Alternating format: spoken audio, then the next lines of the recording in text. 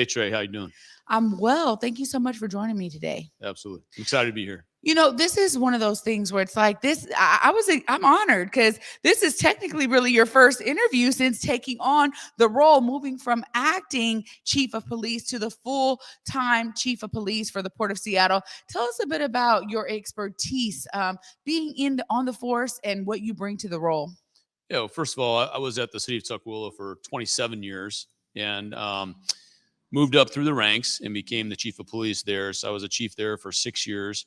And then about 5 years ago, I came over, a little more than 5 years ago, I came over to the Port of Seattle as a deputy chief. And so I was in that role for approximately 3 years and then became the acting chief. So I served in the acting position for 2 years. And then just this past August was selected as the chief of police. Well, I'm telling you, this right here for me is a real honor. It's because we've been so dedicated to stories about the need for more diversity at the port. And we've been talking about it in a wide variety of ways. But you kind of step into the role, and there's a huge, bill to fill, basically, right? In terms of what y'all need. Tell us a bit about that. Moving from acting to now full on chief, you've actually seen some things, obviously, in the acting role. And since you've been there for over 5 years, you've seen some things in terms of some of the needs. Help us understand some of that foundation. Yeah, so it is really a good police department. We had, I want to say, 2, 3 years ago, an assessment that was done of the police department, and so our commissioners um, did a resolution basically that would require us to have an assessment of the police department. It was a task force that we put together of multiple stakeholders, both within and outside the police department. We brought in a consulting firm, 21 Century Policing, to conduct that assessment. And really, after about a year-long assessment of the police department, they determined that we had a really good, highly professional police department, but there's always room for improvement. So in any organization, there's going to be room for improvement. So as they did that, they gave us 52 recommendations, a lot of things that we could improve.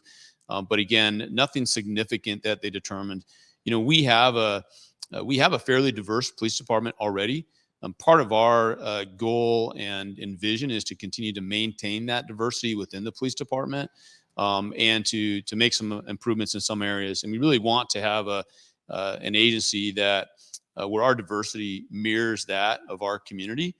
That's ideal, and so that's part of our vision when it comes to recruitment. So one of the things that we did really since that assessment is we revitalized or revamped our recruitment team. So now we have 5, 6. Actually, people want to keep adding to the team, but we have about 6 of our officers that are part of that recruitment cadre, and they've really been. It's a very diverse cadre that's come together. They're very enthusiastic, very excited about going out into the community and recruiting candidates, good quality candidates, but also diverse candidates. And so we maintain that diversity within our police force.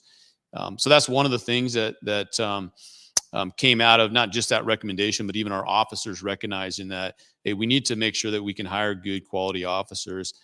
Just talking about staffing and stuff. Law enforcement the last couple of years, I mean, we have seen significant number, of officers leave law enforcement, and it's not just the Port of Seattle, Seattle Police Department, King County. A lot of the agencies within our state and even nationally have left the field. And so there are a lot of vacancies that we're trying to fill. And when we fill those vacancies again, we want to bring in diverse candidates. And so our team has been working tirelessly, going out, like I said, in the community to the colleges. Recently, we participated in a diversity in law enforcement career day that was held in Renton. And so several agencies came together. And again, really targeting diverse populations, trying to build that awareness and interest in law enforcement, not just for the Port of Seattle, but for the agencies within South King County and King County, so that we can build, again, just law enforcement agencies that have that diversity that mirrors our community. Yeah, that's important. But I got to be honest too, Chief. I mean, one of the things that I think is some of the biggest hurdles may be that level of interest, because there's been, unfortunately, this us versus them mentality Mm, that has stood very strong in certain communities, particularly those of the global majority. When we're talking about mm. non-white communities, there is something that sometimes goes unspoken during these recruitment efforts. How are you guys dealing with that? Because that's sometimes could be the real elephant in the room, right? Yeah, I mean that's a real problem that we have to do in law enforcement and really within our communities. We have to do a better job of building those relationships, of building that trust. I grew up in a household where my father did not like the police, Mm, and I even remember as a young child him telling us, "Hey, if the police catch you, first of all, don't let them catch you. If they mm, catch you, lie about your last name mm, because I don't want them bringing you home. And so don't let them catch you and lie about your name. And then of course I became a police officer later. But really for me it was went through high school and again just he had experiences that of and I'm not sure what all his experiences were, but he had negative experiences with police, mhm. and so he just had that his experiences, and because of that there was a lack of trust for the police. I went through high school. I came out of high school. I thought maybe I'd be an engineer or go into business, something like that.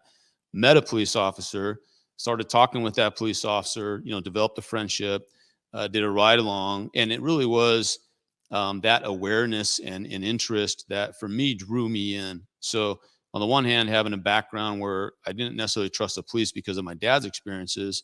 But then once I learned more about the job and acquired that interest, for me it was, hey, I like what you said earlier in the show as far as, I can be part of the solution. Mm. I can help. I can those negative experiences my father had as a police officer coming into the field, I can make sure others don't have those negative experiences. And so that's one of the things, just going back to your question, I don't want to veer too Yeah. far away from that. Part of that is, I mean, we need to do a better job of developing trust. Part of that trust is having conversations, is understanding one another, is for us as law enforcement to understand, well, why is there that break in trust, and then how do we fix it? Yeah. And then developing those relationships, and then part of this, as I mentioned earlier, we need these positions filled in law enforcement, not just with us but other agencies. And so part of it is getting a diverse people into law enforcement that can then provide that exceptional law enforcement services to the communities, and it's going to take time. Yeah, no, it really is. I mean, a lot of folks out there, and I'm hearing y'all because they're like, there's so much in terms of the culture of policing Mm, that, particularly throughout this country, has really been under scrutiny and microscope. mm, When we think about the litany of what we've experienced in terms of police involved deaths and shootings, all of that is a part of, I think, this entire scope that you're talking about in terms of what you guys have to do. But I love hearing your personal story, that it took an officer to kind of say, hey, do a ride along, let's build a friendship, let me show you kind of what's going on with me. And that personal approach is, for me, what transitions it from this kind of transactional approach that we experience, like, oh my gosh, something has happened and I need to call the police for this transaction or this situation that's occurred in my life, versus it moving into something that's relational, saying, no, wait a minute, I know the police who are right here that are going to come if I'm called, if I have to call them, right? I mhm, know them because I see them in community. I've been able to connect with them outside of that tragic call I have to make when I have to, engage with them like that. And that, for me, is where I think overall the culture of policing has a bunch of work to do in terms of how they position themselves for those level of opportunities. Now, I know mm, that there's a lot of work on y'all's hands, and listening to so much, particularly over the last couple of years, in terms of vacancies with police. You have a very unique nature when you're talking about the port. And for us, there's something that when we talk about the Seattle port, especially, it is a global hub, right? And so you guys are also dealing with levels of diversity that are even beyond what we may see in our communities, because of it being such mm. a major national and international port.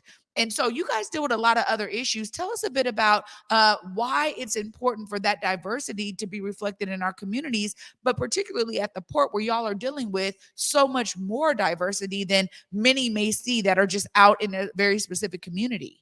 Yeah, and I love to talk about this. And prior to answering that question, I want to go back to my dad just to say that after I became a police officer, his attitude changed about police, which I'm thankful for. He actually lived with us for 19 years, Wow. and really became a big supporter of the police. And I think just his perspective, changed on that. Also, something else you said as far as developing those relationships, and even when I became a police chief at Tukwila, particularly though, it was important for me to reach out and to have a better understanding of specifically the Black community. And so there were a couple of people: Deshaun Quinn, council member at Tukwila, Dominique Davis, Coach Dom, and that I met with on a regular basis between those two, and really they helped me understand better some of that culture and some of the experiences that either they or their family members had experienced. And so, while on the one hand, as someone who grew up in a family who didn't necessarily respect or appreciate or trust the police, my perspective was changed in that regard. On the other hand, listening to other communities and other cultures really helped me develop a better understanding. So, anyway, I could share those, go on and share just some of those conversations later, but it really helped me to better understand, and then it helped me to provide, I think, better service. And then not just me as a chief of police, but being able to take some of those lessons and convey them to my staff as well. As far as, hey, there's experiences, there's history, there's background that we need to be aware of when we are in those communities and policing and having those interactions. But I appreciate what you said about just developing those relationships and Yeah. communicating and talking. It's really key. And before you even answer, because that you're sending me on something that I think is so important. That's beautiful to hear that you're able to bring that experience to the port, which, to be honest, there is a disconnect because it's not connected specifically to a certain community. So I want you to maybe weave that into your answer in terms of, elevating diversity. You guys got 30 positions you need to fill, right? So that's really what you're here to talk about today. But I love the fact that you have that relational approach that you can bring to the port, where a lot of folks are like, look, we look at international trade. There is a huge decline on Black folks, African Americans, and others from the global majority participating in that. It's not so much that maybe the port police can do much about it, but I think it's important that you guys are understanding the need for diversity at a larger scale than just your police force when you're talking about the port. Yeah, and we're part of the port. I mean, the port is, it employs over 2,000 employees just for the port. The police department is part of the larger port, and so even when it comes to increasing diversity, within the port, I mean, we're part of that. We're part of that effort. The Port of Seattle Police is, as you mentioned earlier, it is unique from a lot of municipal and county and state law enforcement in that, we have a very unique mission of protecting critical infrastructure, both at the airport and at the seaport. And with that infrastructure, it's a global gateway of very diverse travelers who are coming through both the seaport and the airport. And so, even when we talk about mirroring the community for our department, well, what does that mean exactly? Yeah. Because our community is a global community, and so it's hard to in a sense, put the finger on what would that exactly look like, other than to say that we want to have just a diverse police force and workforce that will be able to provide excellent service to the community. But we are really unique. Can I talk about that for a moment? Absolutely. Yeah. And so one of the things, so I was at Tukwila, I said, for 27 years. And when I went to the Port of Seattle, one of the things that drew me there was that after doing law enforcement in a city, I really wanted to learn new things. And the Port of Seattle, with having a very specific mission and having that critical infrastructure, we're unique. We do all the traditional things that any law enforcement agency would do. We respond to calls for service, which range from property crimes to person crimes to assisting those that might be having a medical emergency that are on our facilities. just a wide variety of things that most other law enforcement agencies would do. But we're very unique in we have that counterterrorism type of mission as well. And so we have explosive detection canines. So we don't have any tracking canines like a city would have, but we have 14 canines that are explosive detection canines that work throughout the airport primarily. We have a bomb detection team. So for those who might be interested in doing something like that, a bomb disposal unit, excuse me. We have a Marine patrol unit out here on the Port of Seattle, outside of the Port of Seattle in the Maritime Seaport area.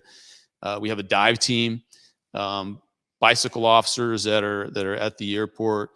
So we have these very unique teams as well. So it does differentiate us from a lot of other agencies. And then the other thing that differentiates us and makes us unique is going back to that global community that we have coming through the airport and the seaport, is our police department is really customer service oriented. And so you see officers at the airport helping people get from point A to point B. Traveling can be very stressful for people. Mm-hmm. And so even just helping them with extra bags they might have and giving directions and so it's very customer oriented, and we'll take the time to, as part of the Port of Seattle, we're going to take the time to try to make those travels as pain free and as stress to reduce as much stress as we can as people travel as well. That's really important, and I'm sure very unique there, which allows you guys maybe more opportunities to be relational to a certain degree, and even if it is a bit on the transactional side, because how many people are flying? I mean, you may have some frequent flyers, but you know what I'm saying? A lot of it for folks is that one-time travel. So it's great to hear that. I know that there's so many other questions I have, and we've run out of time, but this is really exciting. It's great to meet you, to hear what you are bringing to this role, I think, which is so critical. And especially when we think about travelers and how they actually have an experience with us here at our port. So it's great to hear that. So much more that we could dive into, I'm sure, Chief Villa, but I really appreciate hearing your background story and you having some level of understanding of what it means to be relational. And I really am encouraging that as much as you can infuse that in every one of these positions y'all bring on, try to do that, because it's so necessary for more and more police officers to understand that that's an important part of their job, which I think sometimes has gone astray. So thank you so much. I want you to look right there. Folks are trying to figure out how they apply, how they learn more. You really laid out some amazing kind of segues, like these sections of the police force for the port that people may not have been aware of. So it's great to know that there's a diverse set of opportunities y'all are providing. Look right there in that camera. Just let them know. How do they apply? How do they connect? Yeah, so to apply and connect with us, if you go to POSPD recruiting at portseattle.org. And so if you go to that email, send an email, one of our recruiters will reach out and contact you. If you want to apply to the Port of Seattle Police, publicsafetytesting.com, you could just go directly there and then check the box that is for the Port of Seattle Police. You notice that we do waive any fees on that. Some agencies charge a fee, but we don't. So those are two ways that you can connect with us. Amazing. Well, congratulations on, moving from acting to, I guess, performing. You're in the role. You're doing it. Chief of Police for the Port of Seattle. Michael Villa, thank you so much for being with me today. Thank you, Trae. Absolutely. Oh, my goodness, you guys. I could have